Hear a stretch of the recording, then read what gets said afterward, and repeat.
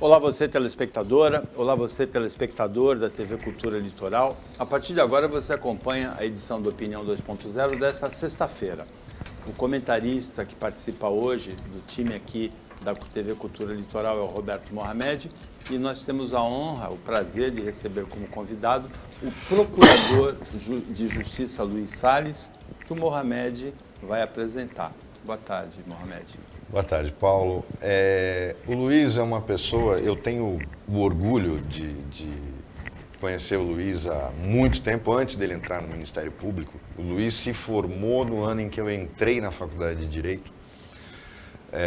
Não porque ele seja tão mais velho que eu, mas porque eu fiz jornalismo antes, quando eu fui calouro do Paulo. Ele pode até não gostar do que eu vou falar agora, mas o Luiz é o que eu chamo de ele faz parte do MP do bem. O que é o MP do bem? Não é que exista necessariamente o MP do mal, mas eu vivo sempre criticando algumas ações do MP aqui. O Luiz faz parte daquele Ministério Público que não fica no discurso, que não fica atrás de uma mesa bloqueando ações, esquecendo, às vezes, o interesse da comunidade. O Luiz é absolutamente integrado, como sempre foi na nossa região, é daqui, nunca saiu daqui. E ele é aquele MP que não olha apenas o lado jurídico, mas a região que ele vive, o reflexo das ações dele em relação à comunidade que ele vive, ao lado de outros promotores que, na minha opinião, também integram o MP do Bem, como Bandeira, hoje aposentado, muita gente boa que está aí. O Luiz faz parte desse Ministério Público que tem uma preocupação social, que tem uma noção da importância e da responsabilidade que a caneta dele carrega quando toma uma decisão. Então, para a gente, eu acho que esse programa vai ser de altíssimo nível, como outros que a gente já teve, mas esse vai ser de altíssimo nível, justamente por causa dessa postura do Luiz, uma postura de vida do Luiz, de não se entender como um promotor que fica atrás da mesa, mas o promotor que vai lá e questiona e age, mas pensando nas consequências da ação dele. E esse é o grande diferencial dele, é o que vai fazer esse programa ser, na minha opinião, um dos melhores que a gente já fez. E nós temos, para conversar com o Luiz, várias questões constitucionais bastante atuais. Uma que é muito interessante é a prisão do ex-deputado Roberto Jefferson, do atual deputado Daniel Silveira. Tem uma banda do país que diz que não existe crime de opinião, que eles estão presos por crime de opinião, que o Supremo Tribunal Federal extrapolou. A Constituição prevê os crimes pelos quais eles foram presos? A Constituição propriamente não, mas a Constituição dá base para que eles tenham sido presos. Data vênia daqueles que entendem diferentemente de mim, eu entendo que o Supremo Tribunal Federal tem procurado preservar as instituições democráticas, a própria democracia. O Roberto Jefferson todo mundo viu, não é segredo para ninguém, basta entrar lá no YouTube e a gente vê tudo que ele fala. Infelizmente, há uma parte da população bastante desinformada, uma parte da população que, lamentavelmente, se deixa ludibriar, se deixa enganar, não pelo conteúdo do que é dito, mas pela forma. E tudo isso tem feito com que a nossa democracia tenha estado em risco. Eu, sinceramente, entendo que o Supremo Tribunal Federal tem agido de uma forma bastante severa, porém dentro do ordenamento jurídico. Agora, tem um limite, assim, uma linha em que do lado de cá é opinião e do lado de cá é ameaça, incitação à violência? Tem essa linha? Exatamente. A democracia pressupõe, não é, Mohamed? A democracia pressupõe a liberdade de opinião, a livre manifestação do pensamento. Mas eu sempre digo para os meus alunos, eu sou professor de constitucional na Católica de Santos, e eu sempre digo a eles, olha, a liberdade de opinião, a livre expressão do pensamento tem que andar de mãos dadas com a responsabilidade. Por quê? Porque nós estamos num sistema democrático. E no sistema democrático o que a gente quer é o aperfeiçoamento da sociedade. Então, o Paulo pode expor a opinião dele, eu posso não ter a mesma opinião e expor a minha, o Mohamed pode ter outra opinião diferente das nossas, e com respeito, com urbanidade e com boa fé, nós podemos discutir e chegar a uma quarta posição. que não vai ser a minha, não vai ser a sua, nem a sua. Né? Nós vamos chegar a uma quarta opinião que vai ser melhor para toda a sociedade. Mas para isso é preciso que haja responsabilidade de todos os interlocutores, né? Na hora de manifestar essa sua opinião de forma livre, que é o que prevê qualquer Constituição democrática do mundo, inclusive aquelas que se dizem democráticas, mas não são, em que há previsão constitucional de liberdade de manifestação do pensamento, de opiniões e etc., mas que na prática isso não ocorre. Eu não acho que aqui no Brasil nós estejamos desprezando a liberdade de manifestação do pensamento. Ao contrário, eu acho que é um momento delicado em que o Supremo Tribunal Federal está simplesmente buscando preservar a própria democracia. Né? Luiz, deixa eu só... E só para concluir, se a gente parar para pensar, a própria Constituição não tem nada a ver exatamente com a liberdade de opinião, mas a própria Constituição contém mecanismos como, por exemplo, o estado de sítio, né? Em que certas liberdades são suspensas. Por quê? Para a gente preservar a sociedade, para a gente preservar a existência do Estado. Que Estado? O Estado, que no nosso caso é um Estado social democrático de direito. Porque nada obstante a Constituição falar que a República Federativa do Brasil, formada lá no artigo 1º, formada pela união indissolúvel dos Estados, municípios e Distrito Federal, constitui-se num Estado democrático de direito, a interpretação sistemática do texto constitucional nos leva à conclusão de que é um Estado social. Né? É também um Estado social. Então é um Estado social democrático de direito. Porque nos artigos 6º, 7º, 196 e seguintes, nós temos aí diversos direitos sociais. Então, a interpretação da Constituição, né, nos mostra que a gente está num Estado social democrático de direito. Mas desculpa, eu abortei. A questão aí vem das consequências dos atos. Por exemplo, eu tenho criticado muito aqui pelo seguinte, o Daniel Silveira. O Daniel Silveira é aquele deputado imbecil que ninguém presta atenção, que tinha 15 mil seguidores no YouTube, tinha acho que 2 mil seguidores no Instagram. Aí, de repente, o Alexandre de Moraes o transforma numa celebridade e esse cara passa a ter 2 milhões de seguidores no Instagram para ouvir as bobagens que ele fala. Simplesmente porque ele defendeu uma coisa anacrônica, que era o AI-5, e criticou o Supremo. O problema é que o Supremo acaba entrando num jogo que é muito perigoso, que é o de dar cartaz a quem não tem relevância nenhuma. Porque um cara que tem 15 mil seguidores falar do AI-5... E nada, é a mesma coisa, e ninguém ia prestar atenção nele.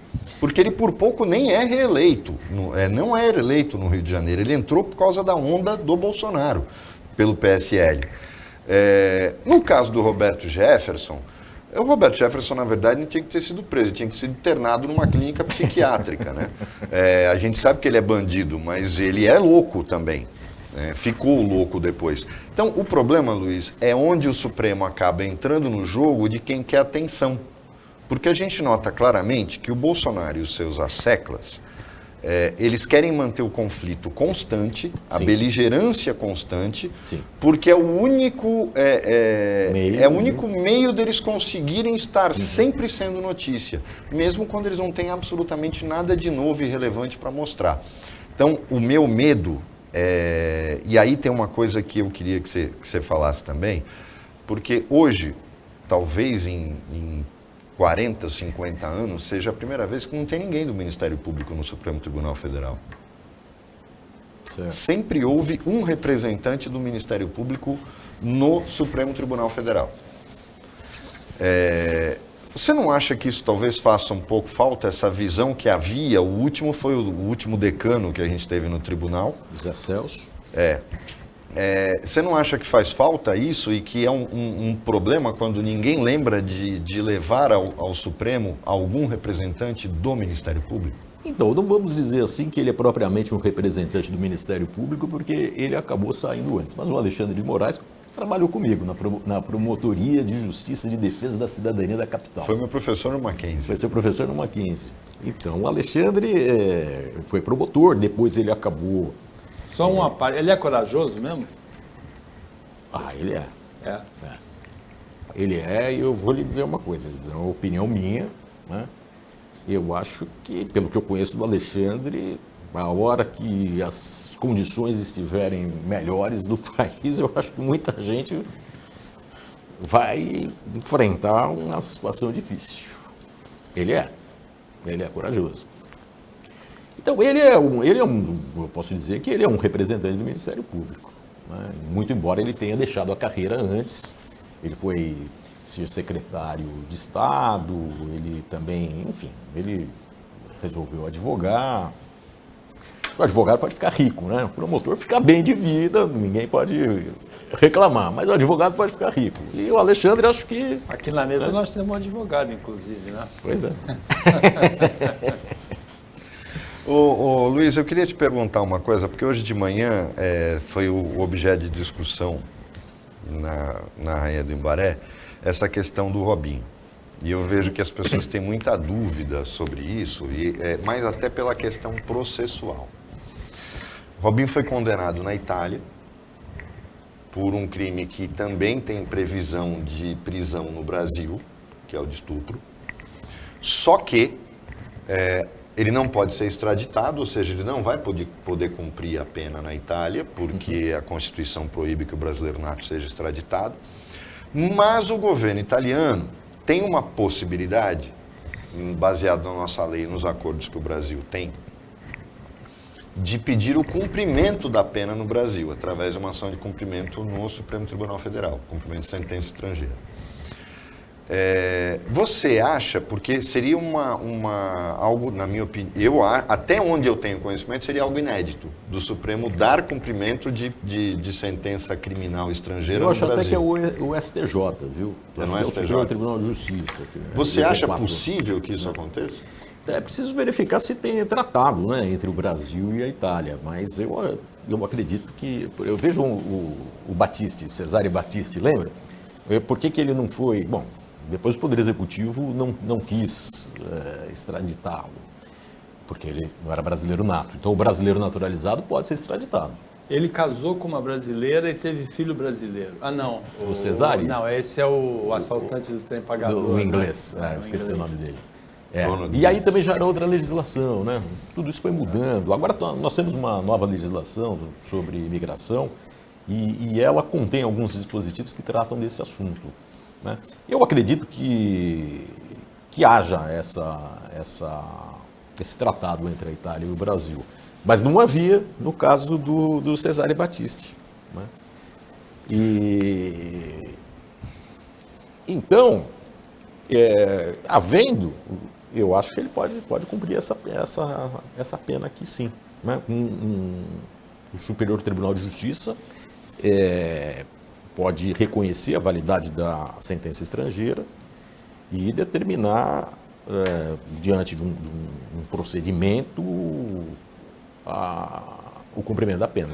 Luiz, você falou agora dos imigrantes. Você já chegou até a escrever sobre essa questão da situação dos imigrantes no Brasil. Os refugiados. Durante um bom período de tempo, a gente não recebia um fluxo migratório muito grande. Isso se tornou intenso nos últimos 10 anos. Né? E eu sei que você pesquisou para poder escrever sobre isso. O que é que você acha que se deve a essa questão? O Brasil, que é exportador de mão de obra, que tem um monte de gente saindo buscando condições melhores, passa a ser o país que recebe uma imigração e muita gente pensa que é pouca gente, mas é muita gente. Muita gente. Ao que você deve essa eleição do Brasil como polo? Tudo bem, são de países miseráveis, países que têm forte convulsão política, mas por que o Brasil se torna o objeto da fuga destas pessoas para cá? Você chegou a mergulhar nessa questão do motivo? São vários fatores, eu acredito, né? Um deles, por exemplo, é uma determinada comunidade que não é muito forte. Em São Paulo nós temos comunidades árabes, por exemplo, né, muito fortes. A gente tem aqui o Clube Sírio-Libanês em Santos. Né? Em São Paulo, por exemplo, há uma comunidade muito, muito forte e, é claro, eles mantêm contato, né? E mostram que o Brasil é um país onde há uma certa paz social, o que é muito relativo, né? Mas, em vista do que acontece nesses países, o país é pacífico, dá condições, às vezes, para a pessoa, quando ela recebe um empurrãozinho, e aí a comunidade dá esse empurrãozinho para ela trabalhar, para ela se fazer na vida. Existem outros, mas que não tem outro jeito. É o Brasil. Por exemplo, os venezuelanos. Tem muito venezuelano atravessando as fronteiras muito brasileiras. haitiano também, né? Haitianos, esses não são, na verdade, refugiados, né? Eles são refugiados ditos ambientais, mas a lei não fala de refugiado ambiental. O venezuelano é tratado no Brasil como refugiado político? Como refugiado político, né? Por causa do regime? Sim. Você acha que isso poderia mudar, por exemplo, num governo como o do PT? Porque eles não eram reconhecidos como refugiados políticos até o fim do governo da Dilma, foi no governo do Temer que eles passaram a ser. O fato da gente saber que um regime de esquerda tem simpatia pelo regime pode mudar o status político deles legalmente, ô Luiz? Não, aí depende de lei, né? Então tem que alterar a lei no Congresso, né? Os haitianos, por exemplo, eles recebem um visto humanitário em razão das catástrofes naturais que fizeram com que eles corressem para o Brasil, né? Que eles pedissem refúgio. Aí, olha, refúgio a lei não permite. Ainda que a catástrofe política lá seja maior que a natural até, né? Olha, a catástrofe política, ela se espraiou pelo mundo inteiro, né? A gente está vendo aí o próprio Brasil, Polônia, a gente está vendo a Hungria, a gente está vendo aí diversos países que... Estados Unidos, né? Até os Estados Unidos, né? Quem imaginaria? A Venezuela, eles vêm até porque eles passam pela fronteira, eles vêm andando para o Brasil. Mas, por exemplo, os africanos, Luiz, eles não têm esse status de refugiados políticos, tem? Não, acho que depende do país. Né? Os que chegam como clandestinos nos navios, por exemplo. Então, depende. Ele vai ter que alegar que ele está sendo perseguido ou politicamente, ou em razão da nacionalidade dele, ou... etnicamente, né? E vocês, não sei se sabem, existem refugiados brasileiros em outros países, né? Por exemplo, muitos homossexuais estão refugiados em outros países, né? Porque se eles alegam que são perseguidos no Brasil em razão da sua orientação sexual, né? Orientação sexual. Você não acha que você é meio que jogada para conseguir visto? Não, o Brasil é um dos países em que mais homossexuais são brutalizados. Especialmente travestis, né? É um dos países onde mais se mata travestis no mundo. Né? É uma coisa assim lamentável, impressionante. E muitos, aliás poucos, né? Poucos que talvez tenham sido bem orientados do ponto de vista jurídico, pediram refúgio em outros países. O Opinião 2.0 para o intervalo, é bem rapidinho, a gente volta já já.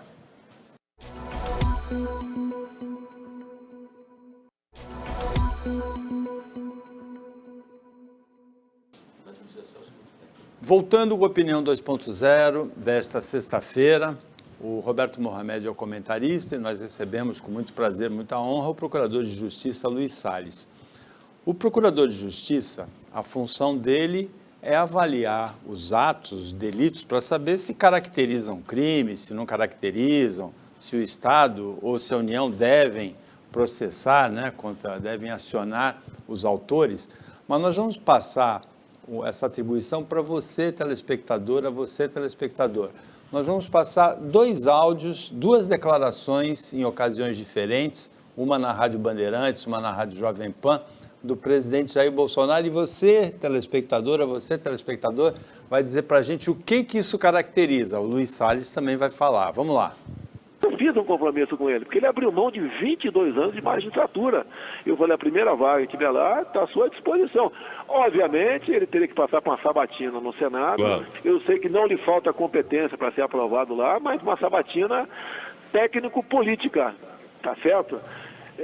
Então, o Moro, eu vou honrar esse compromisso com ele, e caso ele queira ir para lá, será um grande aliado, não do governo, mas dos interesses do nosso Brasil dentro do Supremo Tribunal Federal. Eu nunca tive esse compromisso com ele, tinha, obviamente, informações sobre ele. Repito aqui, quem sugeriu o Moro foi o Paulo Guedes, mas não estou me eximindo de culpa, porque eu sou responsável quando eu aceito uma indicação.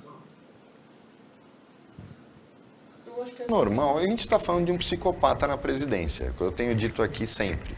Então, é lógico que uma das características do psicopata é essa, de mentir na cara dura e de mentir de forma compulsiva. Isso o Bolsonaro tem feito de forma descarada. Na política não existe palavra. É bom deixar claro que existem sim compromissos políticos. Por exemplo, por que o Dória enfrenta dificuldade para fazer aliança com qualquer pessoa, seja no âmbito estadual, seja no âmbito nacional? Porque todo mundo sabe que o Dória não tem palavra. O Dória não faz acordo, ele cumpre ele fala uma coisa, ele descarta você se vier outro e for mais interessante. Ele fez isso a vida dele. Ele se voltou contra o cara. Vamos olhar a história. O Alckmin enfrenta o PSDB, banca a candidatura do Dória para a prefeitura, inclusive provocando a saída de históricos do PSDB do partido. E o Dória, em 1 ano e meio, estava traindo o Alckmin querendo ser candidato a presidente da República. Quando não deu certo, trai o Alckmin de novo, rompendo um acordo que ele, Dória, tinha feito com o Márcio França, de apoiar o Márcio França, porque o Márcio França o apoiou para prefeito de São Paulo. Então, olhe bem o que é a falta de compromisso. As consequências para o Dória foram muito pesadas, porque hoje ele não consegue fazer aliança com ninguém. Ninguém quer fazer aliança com ele. Por quê? Porque sabe que ele não cumpre o compromisso que ele assume. No caso do Bolsonaro, político mente de forma compulsiva. Todos. A gente sabe disso. E, infelizmente, mentir não é crime no Brasil. Agora, compromisso é uma coisa que político não pode voltar atrás. Pode parecer para o telespectador o seguinte, você está falando que o político pode mentir, mas não pode desonrar compromisso. Exatamente. Mentir ele pode, para ser eleito. Mas ele não pode desonrar um compromisso. Então, assumir um compromisso, olha, você me apoia e se eu for eleito, eu vou te dar uma secretaria, 3 cargos de terceiro escalão e uma estatal. Você vai ter que cumprir. Porque não há contrato assinado para aquilo, porque não pode. Mas é assim que os compromissos são firmados. Foi assim que o Centrão veio para o governo. Ou melhor, o Centrão vem para todos os governos, porque o Centrão era Fernando Henrique, depois PT, e depois Temer, e depois Bolsonaro. E antes o Sarney. Centrão é isso. Centrão quer fazer um programa? Bem, é mais ou menos esse o lance do Centrão. Então deu para vocês entenderem o que são os membros do Centrão, né? São isso mesmo, garotas de programa. E aí você tem que honrar um compromisso. O Bolsonaro chama o Moro, que comete o maior erro da vida dele, porque ele podia ter dito, tá bom, presidente, quer me agradar? Me manda para o TRF, depois você me manda para o STJ, me manda para o Supremo e tá tudo certo. Mas não faz isso, não vou largar a magistratura. Não, ele larga a magistratura para ir para o governo, cometendo um erro político, estratégico, seja lá o que for. Mas havia um compromisso e que foi dito em público na televisão. Para quem não sabe, esse áudio foi no programa do Milton Neves, na Bandeirantes. E não foi só áudio, foi ao vivo. TV. O Milton Neves questionou, ele assumiu o compromisso com o Milton, ele assumiu publicamente que tinha assumido um compromisso com o Sérgio Moro. E aí depois, agora, ele na maior cara de pau, diz que não fez, que não tem compromisso nenhum. Vocês vejam que ele usou a palavra compromisso, porque é isso que os políticos têm. Eles mentem, mas eles, quando assumem compromisso, eles honram. O Bolsonaro não honra absolutamente nada, nem as calças. Esse é o grande problema do nosso presidente. Agora, que o Moro errou, mas nasceu politicamente, a gente não pode questionar. Hoje, é ele que personifica a possibilidade de uma terceira via. Não sei se o Luiz vê dessa forma, mas quando se fala de terceira via, eu não consigo enxergar outro. Para mim, hoje, só existe uma terceira via. A não ser, como eu já disse aqui várias vezes, e vai depender da postura das Forças Armadas, que o Mourão saia candidato. Que é um dos caras que até agora a imprensa tem deixado quieto porque ele está fazendo um voto de silêncio que ele está seguindo à risca, mas o Mourão é o cara que, na minha opinião, desequilibra a balança, porque ele representa essa imagem das Forças Armadas com o imaginário popular da direita, que não é real, E o Bolsonaro conseguiu fazer com que a gente visse que realmente general não é significado de qualidade nem de preparo, né, Pazuello? Uma besta como você foi ministro da Saúde e é general. Agora, esse é o grande problema. O que a gente tem por aí? Enquanto o Mourão não quiser dividir o apoio das Forças Armadas, difícil a gente ter uma outra terceira via. Mas que no caso dos políticos, e aí, Luísa, que você tem uma vivência disso, porque você já foi até promotor eleitoral, mentir pode, mas você concorda? Compromisso para a política é uma coisa meio que sagrada. Não, sem dúvida alguma. Agora, existe um livrinho do Max Weber, né, que fala da ética científica e da ética política. Né? E ele fala, olha, na política não tem São Francisco. Né? Muito embora aqui no Brasil a gente tenha falado que São Francisco também está na política, dando o que se recebe, lamentavelmente. Eu, de certa forma, entendo que não há terceira via viável hoje no Brasil. Não emplacou até agora, não vai emplacar mais. Tá? Eu acredito, sinceramente, que haverá uma polarização. Acho que as esquerdas, de fato, né, porque também essa história de que o PT é comunista, eu acho que isso demonstra, na verdade, a falta de cultura do brasileiro. Né? Então é fácil para o político falar, olha, o PT está cheio de comunista, o PT é comunista. O Lula nunca foi comunista, não é comunista, nunca foi comunista, e o PT é o partido da ordem. Né? Agora, as esquerdas radicais, essas, eu acredito que devam, no primeiro turno, pelo menos, fazer alianças, buscando mostrar o que tem de errado no sistema e tentando puxar o Lula mais para a esquerda, já que o Lula, para ganhar a eleição, vai, né, no campo da direita, do centro, tanto assim que já se vislumbra aí essa aliança com Alckmin como vice-presidente da República, como candidato a vice-presidente da República. Né? Então, o Moro não decolou até agora, acho que não decola mais. Então, quem aposta numa terceira via hoje, eu acho que vai ficar frustrado. Talvez o Moro acabe saindo como candidato ao Senado Federal, que aí talvez ele tenha chance. Agora, Luiz, a Operação Lava Jato, pelo menos na minha opinião de leigo, é um marco na história jurídica do país. Né? O Moro estudou na Itália, com a Operação Mãos Limpas, trabalhou com a ministra do Supremo, Rosa Weber, e trabalhou depois com o Ministério Público, onde você está, só que o do Paraná. Como é que você vê o desmonte da Lava Jato e, principalmente, como é que você viu a divulgação daqueles diálogos entre os procuradores e os juízes? Procuradores e o juiz, mais especificamente. Como é que você viu isso? Na verdade, eu faço parte do Ministério Público do Estado de São Paulo. Né? Exato, lá é Paraná. Lá é Ministério Público Federal e na seção do lado do Paraná. Né? Porque era esqueci o nome do procurador. Aqui, a representante da Lava Jato no Ministério Público Federal era Tameia Danelon, não é? Que, aliás, acho que é de Santos. É, santista. Né? Ela é santista. Exatamente. Olha, no começo, eu, sinceramente, acreditei bastante na Lava Jato, assim, no sentido de que ela estava buscando reprimir a corrupção que não teve só do governo do PT, teve em todos os governos, todos nós sabemos disso. Né? O Fernando Henrique Cardoso, por exemplo, para conseguir o mandato de 5 anos, né?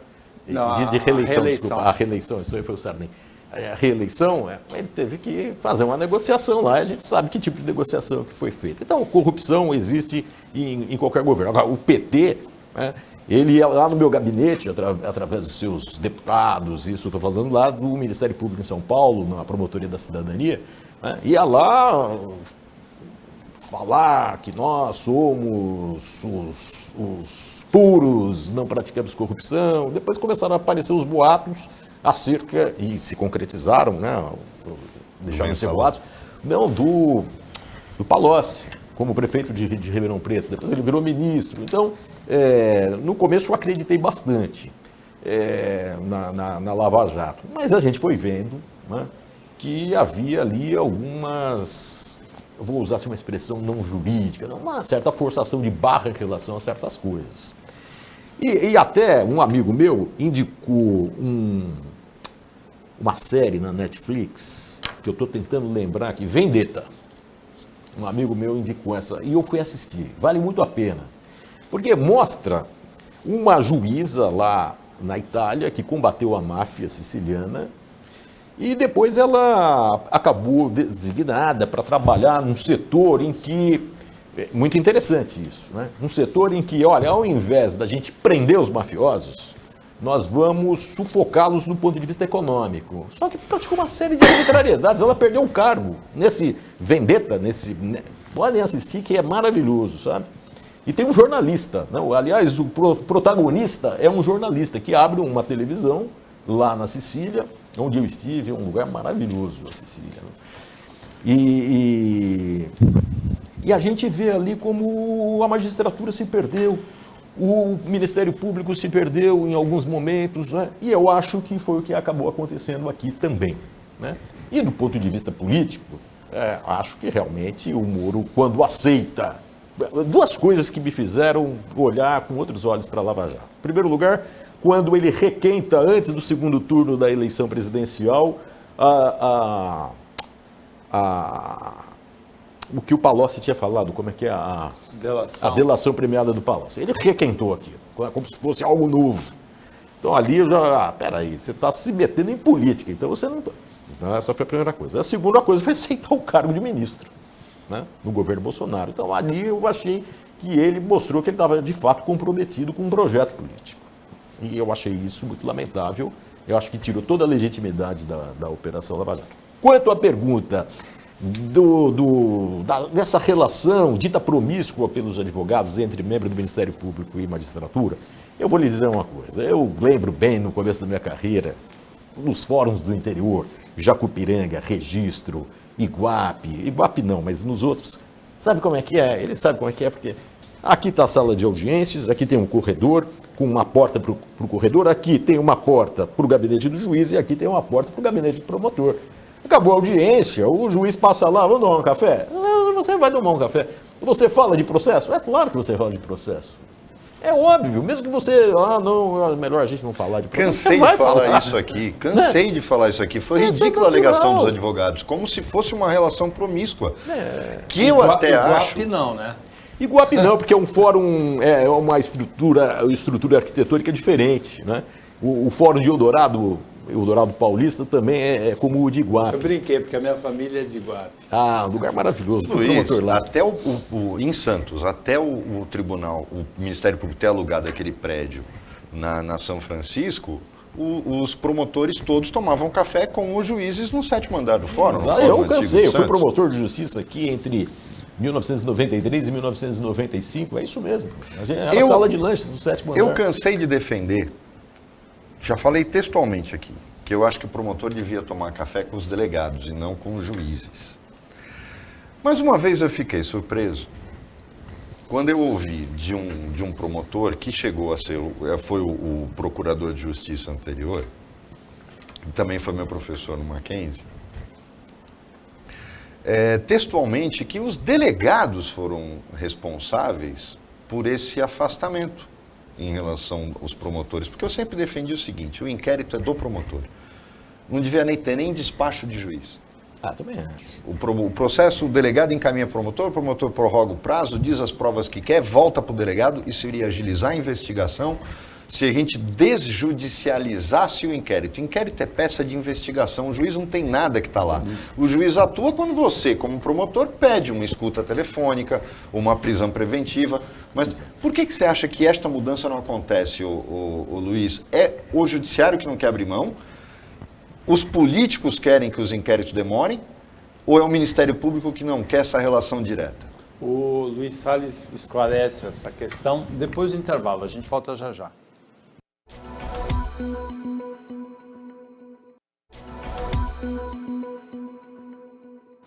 Voltando para o último bloco da opinião desta sexta-feira, o Roberto Mohamed analisa, comenta as notícias com você. A gente recebe como convidado o Procurador de Justiça, Luiz Salles. Mohamed, você fez uma pergunta antes do intervalo para o Luiz. Dá uma resumida nela para o Nessa questão de por que a gente vê, que o Luiz estava falando dessa relação com os juízes, que eu acho que algumas vezes é exagerada, mas que é uma coisa absolutamente normal. Eu cansei de dizer aqui no programa que eu não entendi advogado se dizendo indignado, quando na verdade isso acontece todo dia. No Fórum de Santos, como eu disse antes, do prédio próprio do Ministério Público, o café era conjunto e havia essa convivência. O que eu questionei do Luiz é por que não há o lobby do Ministério Público, todo mundo sabe que é fortíssimo no Congresso, não se une ao lobby dos delegados, que é fortíssimo também, para desjudicializar o inquérito, fazer com que o delegado e o promotor pudessem atuar juntos e o juiz entra nos pedidos excepcionais de escuta, prisão preventiva e tal, e a partir da denúncia do promotor. Ou seja, o inquérito cumpre o seu papel, que é ser uma peça investigativa e não burocrática. Por que isso não vai para frente, Luiz? Eu acho que é cultural. Né? Eu acho que o Ministério Público tem interesse, sim. Não sei a polícia, né? Não posso falar realmente pela instituição da polícia, mas o Ministério Público tem esse interesse em fazer com que o inquérito policial seja agilizado, né? Porque para o telespectador compreender, né, quando eu estou afastado do crime há muitos anos, eu sou procurador de justiça civil, né? Mas as coisas continuam, tenho certeza, do mesmo jeito. Então o inquérito policial tem curso lá na delegacia de polícia e ele vai para o fórum. Né? Chega lá, o juiz despacha ao Ministério Público. Por quê? Porque o nosso Código de Processo Penal é antigo e estabelece que o inquérito tem que ser concluído no prazo de 30 dias. Ora, isso é impossível nos dias de hoje. Mas isso lá na década de 40, tudo bem. Mas hoje em dia, a complexidade dos crimes é outra, o número de crimes também aumentou, porque a população aumentou, porque também outras situações ensejaram a criação de novos crimes. Bom, em síntese, o inquérito policial acaba indo para o fórum pedindo prazo. Aí o juiz manda para o promotor vai bater um carimbo lá, prazo concordo, já tem um carimbo, né? Prazo concordo, mais 30 dias, volta para o juiz devolve para o delegado, que então vai dar curso novamente à investigação, até que um belo dia o delegado de polícia faz o relatório final, e esse relatório é encaminhado para o fórum, né? E o promotor de justiça, que é o dominus litis, é o dono da ação penal, vai formar a sua opinião delicti, a sua opinião sobre o delito. E vai chegar à conclusão que é caso de oferecer denúncia, e se essa denúncia for recebida pelo juiz, instaura-se o processo penal, ou ele vai requerer o arquivamento, aliás, mudou a lei, mas está tudo em suspenso, né? Que o Ministério Público mesmo tem que arquivar um inquérito. Mas, claro, se ele é o dono da ação penal, por que vai para o juiz concordar com ele? Então agora mudou a lei, mas acho que está tudo suspenso ainda, né? Então o Conselho Superior do Ministério Público, sim, esse vai fazer uma avaliação se o promotor deveria ter ou não arquivado. Admitamos que haja lá um promotor que não quer trabalhar, suponhamos. Né? Não quer trabalhar, vai arquivar tudo. Não pode. Então a Corregedoria pode ser avisada pelo Conselho Superior, caso o Conselho Superior entenda que não é caso de arquivamento e, olha, estão chegando tantos arquivamentos aí, o que está acontecendo desse mesmo promotor? Suponhamos, estou dando um exemplo. Então tem que ter um controle. Mas esse controle não tem que ser feito mais pelo juiz. Né? Tem que ser feito por quem? Por um órgão da própria instituição. No caso, é o Conselho Superior do Ministério Público. Ou então o promotor chegou à conclusão de que aquelas provas não são suficientes, devolve para a polícia e especifica quais são as diligências que ele quer que sejam feitas para ele formar a convicção dele a respeito do processo. Então, é algo, de certa forma, complexo. Né? Complexo, porque o promotor ele tem que formar a convicção dele e ele tem que montar a estratégia. Quantas vezes eu ofereci denúncia no começo da minha carreira com aquele sangue nos olhos, e lá no curso do processo, com as provas produzidas, eu percebi que não é nada disso. Né? Esse sujeito tem que ser absolvido. E aí o membro do Ministério Público tem que ter, né, a humildade de pedir absolvição. A humildade e a sabedoria de pedir absolvição. Eu fiz inúmeras vezes isso no júri. No júri. Né? Eu vi, nossa, mas isso é um absurdo.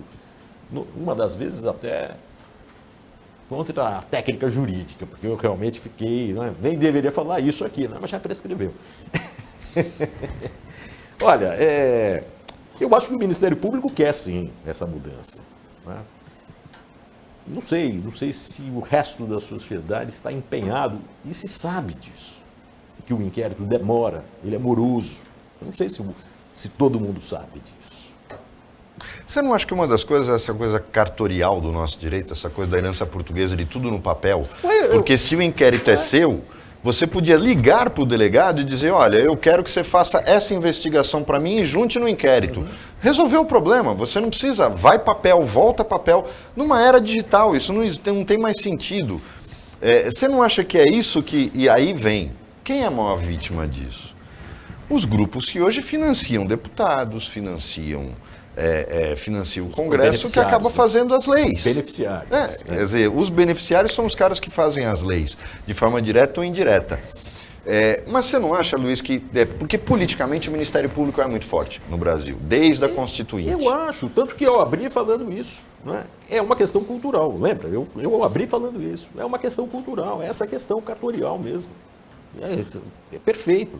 Perfeito. E você nota movimentos políticos do Ministério Público nesse sentido, de ainda tentar fazer isso? Tem. Porque houve uma época que era muito forte. O Ministério Público está sempre estudando. Eu falo pelo Ministério Público de São Paulo, né? O Ministério Público de São Paulo está sempre estudando, sempre existem comissões de estudos para tentar melhorar a legislação. As pessoas não sabem, mas, por exemplo, o Estatuto da Criança e do Adolescente, Código de Defesa do Consumidor, teve o dedinho do Ministério Público de São Paulo lá, procuradores de justiça, promotores de justiça que atuavam nessas áreas antes de 88 e antes da criação dessas legislações, que aperfeiçoaram o nosso ordenamento jurídico, trabalhando nas propostas legislativas, né? A gente tinha o Código de Menores antes do Estatuto da Criança e do Adolescente. A gente não tinha um Código de Defesa do Consumidor. Se hoje a coisa é do jeito que é, imagina sem Código de Defesa do Consumidor.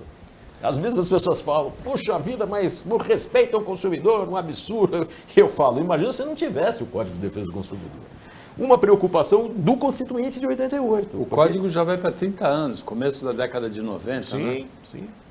E a Constituição, o Constituinte se preocupou com isso. Ele diz lá que é preciso fazer um Código de Defesa do Consumidor, com outras palavras, mas ele diz isso, né? Então, o Constituinte de 88, eu acho que foi muito feliz. A nossa Constituição é uma boa Constituição.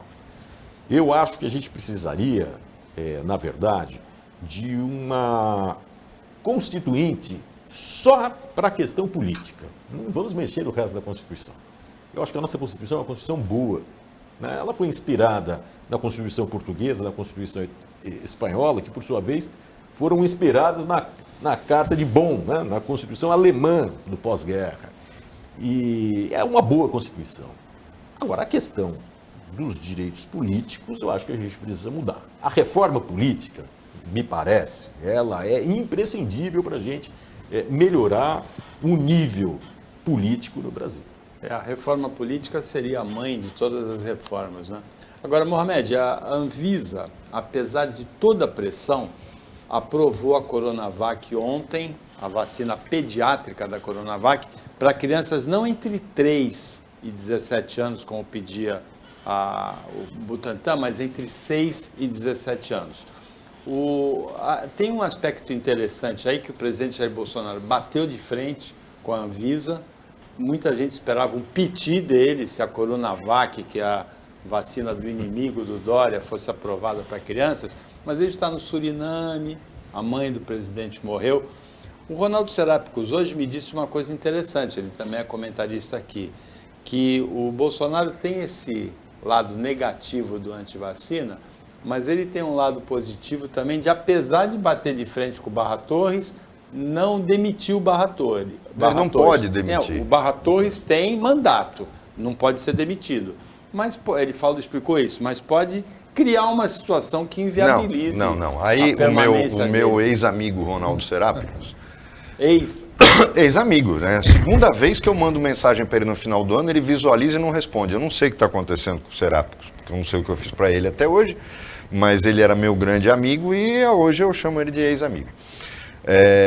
Mas o Ronaldo está errado. O Barra Torres só está lá porque não pode ser demitido. Assim como o novo comandante-geral do Exército, que obrigou os militares a se vacinarem e trabalharem de máscara, só não cai porque o Bolsonaro sabe que ele ia romper definitivamente com o alto comando do Exército se ele demitisse, trocasse o comandante-geral agora, muito rápido. Né? Ele acabou de colocar o cara e já vai trocar por outro. Então, ele tem medo. Ele sabe que aí ele também vai esticar a corda demais. Ele já fez isso naquele caso do julgamento do Pazuello. O Exército não foi na dele. E vamos fazer uma diferença muito clara entre o Barra Torres, por exemplo, e o Pazuello, né? Que aquele Zé Mané, que foi ministro da Justiça, que por um acidente do destino era general. O Pazuello era um cara totalmente fora da área, que o Bolsonaro entendia que por ter trabalhado com logística, né, era o necessário naquele momento, mas logística de bala e de canhão velho é uma coisa. Agora, saúde é outra bem diferente. O contra-almirante Barra Torres é do corpo técnico da Marinha. Ele é médico.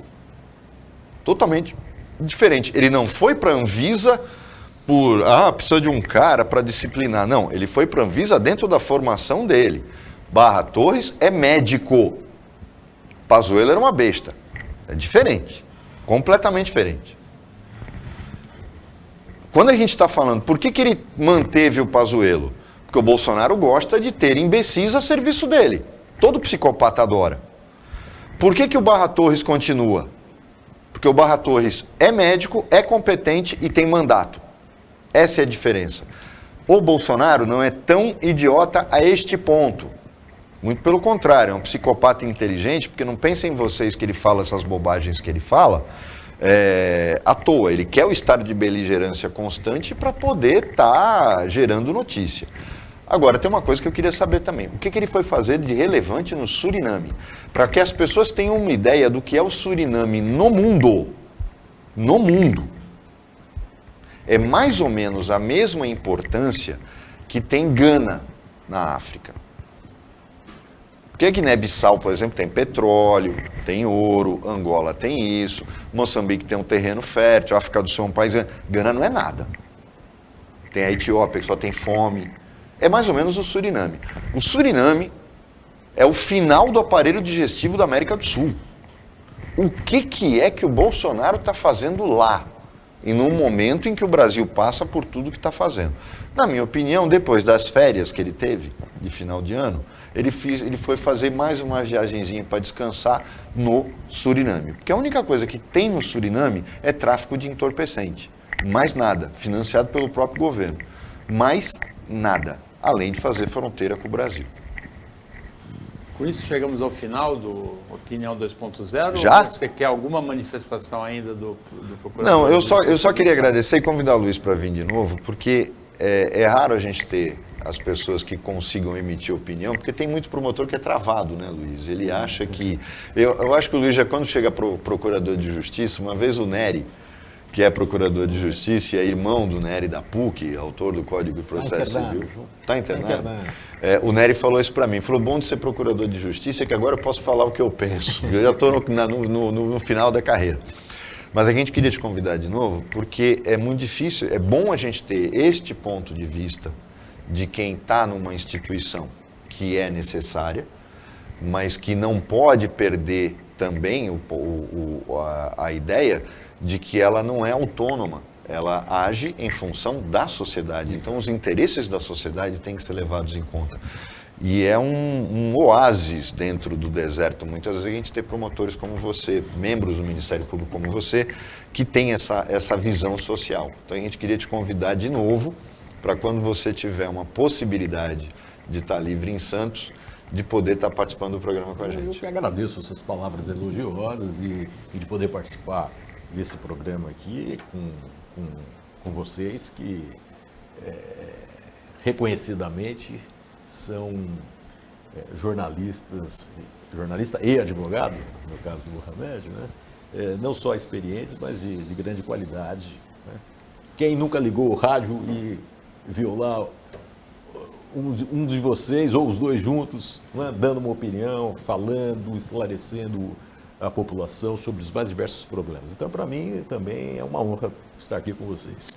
Com isso, chegamos ao final do Opinião 2.0 de hoje, agradecendo ao Roberto Mohamed a participação como comentarista, ao Procurador de Justiça Luiz Salles a atender o nosso convite, nos dá a honra da sua presença aqui, agradecendo o trabalho técnico e de jornalismo da equipe do Sistema Costa Norte. Essa justa posição dos áudios do Bolsonaro foi feita aqui, viu, Mohamed?